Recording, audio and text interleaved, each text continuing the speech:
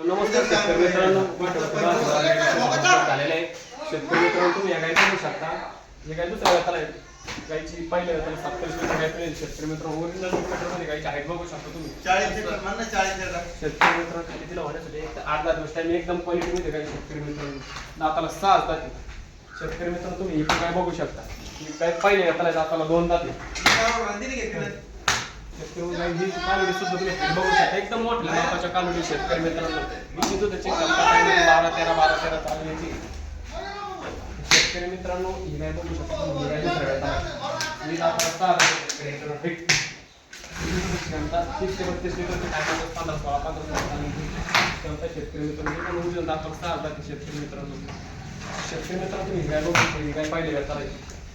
शेतकरी मित्रांनो, ही गाय 4 जाते. तिला खाली वाढण्यासाठी 10 ते 12 दिवस टाइम. एकदम टॉप क्वालिटी गायची दूध त्यांचा टायमाची 11-12 चालण्याची दूधाची क्षमता. शेतकरी मित्रांनो, तुम्ही ह्या व्हिडिओमध्ये गाय बघू शकता. 31 लिटरला असून शेतकरी मित्रांनो, हिची दूधाची क्षमता 28 ते 30 लिटरची गायची दूधाची क्षमता. हिला खाली वाढण्यासाठी 8 ते 10 दिवस टाइम. शेतकरी मित्रांनो, एकदम ओरिजिनल टाईपमध्ये ओरिजिनल काय शेतकरी मित्रांनो, तुम्ही हे गाय बघू शकता. ओरिजिनल रेडियस दाताला 2 जाते. शेतकरी मित्रांनो, या गायची दूधाची क्षमता टायमाचं 12-13 चालण्याची. शेतकरी मित्रांनो, एकदम टॉप क्वालिटीची गाय. शेतकरी मित्रांनो, या गायची हाईट वगैरे बघू शकता. हे बघू शकता. शेतकरी मित्रांनो, तुम्ही पाहिजे हे दाताला 2 दाताची. तिला खाली वाढण्यासाठी 10-12 दिवस टाइम. हिची दूधाची क्षमता 11 चालण्याची. तर शेतकरी मित्रांनो, तुम्ही या सगळ्या गाय बघू शकता. पुन्हा एकदा सगळ्या एकदम मोठ्या टॉप क्वालिटीच्या गाय. शेतकरी मित्रांनो,